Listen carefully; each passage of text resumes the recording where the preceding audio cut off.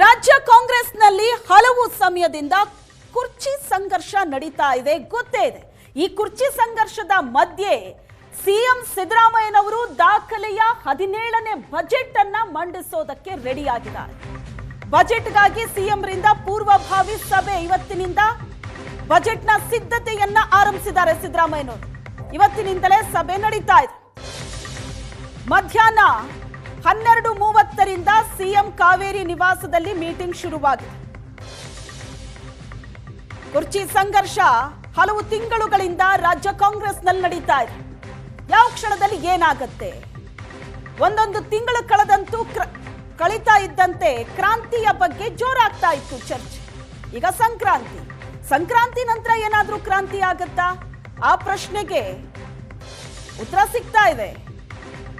ಯಾಕಂದ್ರೆ ಸಿದ್ದರಾಮಯ್ಯನವರು ಈಗ ಬಜೆಟ್ ಮಂಡನೆಗೆ ಸಿದ್ಧತೆ ನಡೆಸಿದ್ದಾರೆ. ಅಲ್ಲಿ ತನಕ ಅರಸು ದಾಖಲೆಯನ್ನ ಬ್ರೇಕ್ ಮಾಡ್ತಾರೆ ಸಿದ್ದರಾಮಯ್ಯನವರು ಅಂತ. ಅದಾದ ನಂತರ ಬಜೆಟ್, ಇದು ದಾಖಲೆಯ ಬಜೆಟ್ ಸಿಎಂ ಮಂಡಿಸ್ತಾ ಇರೋದು 17ನೇ ಬಜೆಟ್. ಇಲ್ಲಿ ತನಕ 16 ಬಜೆಟ್ಗಳನ್ನ ಸಿಎಂ ಮಂಡನೆ ಮಾಡಿದ್ದಾರೆ. ಅತಿ ಹೆಚ್ಚು ಬಜೆಟ್ ಅನ್ನ ಮಂಡಿಸಿದಂತಹ ಸಿಎಂ ಅನ್ನೋ ದಾಖಲೆ ಕೂಡ ಈಗ ಸಿದ್ದರಾಮಯ್ಯನವರ ಪಾಲಿಗೆ. ಬಜೆಟ್ ಮಂಡನೆಗೆ ಸಿಎಂಗೆ ಹೈಕಮಾಂಡ್ ಒಪ್ಪಿಗೆ ಕೊಟ್ಟಿದ್ಯಾ? ಸಂಕ್ರಾಂತಿ ನಂತರ ದೆಹಲಿಗೆ ತೆರಳೋದಕ್ಕೆ ಮುಂದಾಗಿದ್ರು ಸಿದ್ದರಾಮಯ್ಯನವರು. ದೆಹಲಿಗೂ ಹೋಗಿಲ್ಲ, ವರಿಷ್ಠರನ್ನ ಭೇಟಿ ಕೂಡ ಆಗಿಲ್ಲ. ಆದ್ರೆ ಬಜೆಟ್ಗೆ ಸಿದ್ಧತೆ ನಡೆಸಿದ್ದಾರೆ. ಇವತ್ತಿನಿಂದ ಸಿಎಂ ಕಾವೇರಿ ನಿವಾಸದಲ್ಲಿ ಬಜೆಟ್ ಪೂರ್ವಭಾವಿ ಸಭೆ ನಡೆಯುತ್ತೆ. 12:30ಕ್ಕೆ ಸಭೆ ಆರಂಭ ಆಗಿದೆ. ಆಪ್ತರ ಮೂಲಕವೇ ಹೈಕಮಾಂಡ್ಗೆ ಸಂದೇಶವನ್ನ ರವಾನಿಸಿದ್ರ ಸಿಎಂ. ಸಚಿವ ಕೆಜೆ ಜಾರ್ಜ್ ಮೂಲಕ ರಾಹುಲ್ ಗಾಂಧಿಗೆ ಸಂದೇಶವನ್ನ ರವಾನೆ ಮಾಡಿದ್ದಾರೆ ಅನ್ನೋ ಮಾಹಿತಿ. ಶುಕ್ರವಾರ ರಾಹುಲ್ ಗಾಂಧಿ ಜೊತೆ ಕೆಜೆ ಜಾರ್ಜ್ ಚರ್ಚೆ ಮಾಡಿದ್ರು. ಸುಮಾರು 45 ನಿಮಿಷಗಳ ಕಾಲ ರಾಹುಲ್ ಗಾಂಧಿ ಜೊತೆ ಜಾರ್ಜ್ 1-to-1 ಸಭೆ ಆಗಿತ್ತು. 45 ನಿಮಿಷ ಮಾತಾಡಿದ್ದಾರೆ. ನಾಯಕತ್ವ ಬದಲಾವಣೆಗೆ ಸಕಾಲವಲ್ಲ ಅನ್ನೋ ಸಂದೇಶ ರವಾನೆ ಆಗಿದೆ. ಈ ಬೆನ್ನಲ್ಲೇ ಬಜೆಟ್ ಪೂರ್ವಭಾವಿ ಸಭೆಯನ್ನ ಆರಂಭ ಮಾಡಿದ್ದಾರೆ ಸಿಎಂ. ಆ ಕಡೆ ದೆಹಲಿಗೂ ಹೋಗಿಲ್ಲ, ಹೈಕಮಾಂಡ್ ನಾಯಕರನ್ನ ಭೇಟಿ ಕೂಡ ಆಗಿಲ್ಲ. ಕಳೆದ ವರ್ಷದ ಕೊನೆಯಲ್ಲಿ ಬೆಳಗಾವಿ ಅಧಿವೇಶನಕ್ಕಿಂತ ಮೊದಲು ರಾಜ್ಯ ಕಾಂಗ್ರೆಸ್ನಲ್ಲಿ ಪರಿಸ್ಥಿತಿ ಹೇಗಿತ್ತು ಅಂದ್ರೆ, ಯಾವುದೇ ಕ್ಷಣದಲ್ಲಿ ಹೈಕಮಾಂಡ್ ನಿಂದ ಬುಲಾವ್ ಬರಬಹುದು, ಸಿಎಂ ಬದಲಾವಣೆ ಆಗಬಹುದು ಅಂತ.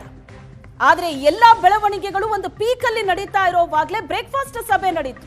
ಸಿಎಂ ಮನೆಗೆ ಡಿಸಿಎಂ ಬಂದು ಬ್ರೇಕ್ಫಾಸ್ಟ್ ಮಾಡಿದ್ರು. ಆ ನಂತರ ಡಿಸಿಎಂ ಮನೆಗೆ ಸಿಎಂ ಹೋಗಿ ಬ್ರೇಕ್ಫಾಸ್ಟ್ ಮಾಡಿದ್ರು.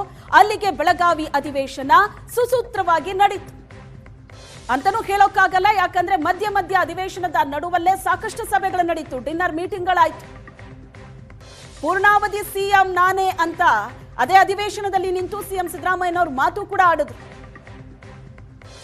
ಅಧಿವೇಶನ ಮುಗಿದ ನಂತರ ಮತ್ತೊಂದು ಸುತ್ತಿನ ಸಂಘರ್ಷ ಶುರುವಾಗುತ್ತೆ ಅಂತಲೇ ಹೇಳಲಾಗಿತ್ತು. ಅದಾದ ನಂತರ ಬಂದಂತ ಪಾಯಿಂಟ್ ಅಂದ್ರೆ ಅರಸು ದಾಖಲೆ. ಅತಿ ಹೆಚ್ಚು ಸಮಯಗಳ ಕಾಲ ಮುಖ್ಯಮಂತ್ರಿ ಹುದ್ದೆಯನ್ನ ಅಲಂಕರಿಸಿದ ಅರಸು ಅವರ ದಾಖಲೆಯನ್ನ ಸಿಎಂ ಬ್ರೇಕ್ ಮಾಡ್ತಾರೆ. ಈಗ 17ನೇ ಬಜೆಟ್ ಮಂಡನೆ ಮಾಡೋದ್ರ ಮೂಲಕ ಮತ್ತೊಂದು ದಾಖಲೆ ವೀರ ಅಂತ ಆಗಿದ್ದಾರೆ ಈಗ ಸಿದ್ದರಾಮಯ್ಯನವರು.